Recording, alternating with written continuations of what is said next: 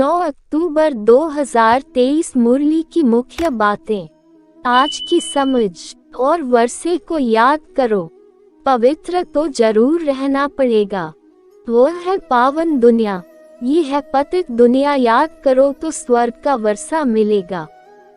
अभी तुम संगम पर बैठे हो, बाप कहते हैं मुझे और अपने वर्षे को याद करो तो तुम यहाँ स्वर्ग में आ जाएंगे। जो जितना याद करेंगे और पवित्र रहेंगे उतना ऊंचा पद मिलेगा। तुमको कितनी बड़ी दुआएं मिल रही हैं। धनवान भव, पुत्रवान भव, आयुष्मान भव। देवताओं की आयु बहुत बड़ी होती है। हमको अब जाना है। मूल वतन से बाबा आते हैं लेने लिए। अभी कलियुग के बाद फिर सतयुग होना है। कलियुग में कितने ढेर मनुष्य हैं, सतयुग में तो इतने मनुष्य नहीं होंगे। जितने ब्राह्मण होंगे वही फिर वहाँ देवता बनेंगे। वह भी त्रेता तक वृद्धि को पाते रहेंगे। कहते हैं क्राइस्ट से 3000 वर्ष पहले सतयुग था, बिफोर क्राइस्ट और आफ्टर क्राइस्ट। सतयुग में तो एक ही धर्म, एक ही राज्य है। वहाँ मनुष्य भी थोड़े होंगे। सिर्फ भारत होगा और कोई धर्म नहीं होगा। सिर्फ सूर्यवंशी ही होंगे, चंद्रवंशी भी नहीं होंगे। सूर्यवंशी को भगवान भगवती कह सकते हैं क्योंकि वे संपूर्ण हैं। आज की प्रैक्टिस जाओ, कभी तुमको कुछ भी थकावट नहीं होगी।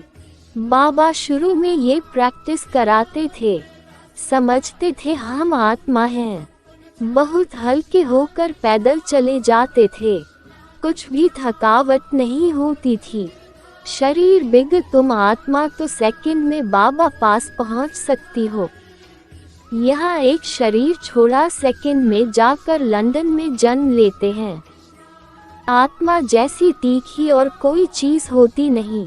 आज का मुख्य अभ्यास, अभी तुमको प्रैक्टिकल में बेहद के पारलौकिक बाप की दुआएं मिल रही हैं। बाप बच्चों को श्रेष्ठ से श्रेष्ठ मत दे रहे हैं। धन दौलत आदि सब तुम अपने पास रखो, सिर्फ ट्रस्टी होकर चलो। तुम कहते भी आए हो, हे भगवान ये सब कुछ आपका है। भगवान ने बच्चा दिया, भगवान ने ये धन दौलत दिया। अच्छा, फिर भगवान आकर कहते हैं इन सब से बुद्धि योग निकाल, तुम ट्रस्टी होकर चलो। श्रीमत पर चलो तो बाप को मालूम पड़ेगा तुम कोई कुकर्म तो नहीं करते हो। श्रीमत पर चलने से ही तुम श्रेष्ठ बनेंगे। मीठे मीठे सिकीलधे बच्चों प्रति माता पिता बाप दादा का याद प्यार और गुड मॉर्निंग। रूहानी बाप की रूहानी बच्चों को नमस्ते। धारणा के लिए मुख्य सार, एक चलते फिरते अशरीरी बनने का अभ्यास करना है। भोजन एक बाप की याद में खाना है। 2 माता पिता की दुआएं लेनी है। ट्रस्टी होकर रहना है। कोई भी कुकर्म नहीं करना है। वरदान, अनासक्त बन लौकिक को संतुष्ट करते भी ईश्वरीय कमाई जमा करने वाले राजयुक्त भाव। कई बच्चे लौकिक कार्य, लौकिक प्रवृत्ति, लौकिक संबंध संपर्क निभाते हुए अपनी विशाल बुद्धि से सबको संतुष्ट भी करते और ईश्वरीय कमाई का राज जानते हुए विशेष हिस्सा भी निकाल लेते। ऐसे एक नामी और एकानामी वाले अनासक्त बच्चे हैं जो सर्व खजाने, समय, शक्तियाँ और स्थूल धन को लौकिक से एकानामी कर अलौकिक कार्य में फ्राकदिली से लगाते हैं।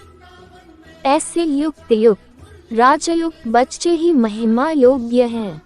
स्लोगन, स्मृति स्वरूप बनकर हर कर्म करने वाले ही प्रकाश स्तंभ, लाइट हाउस बनते हैं।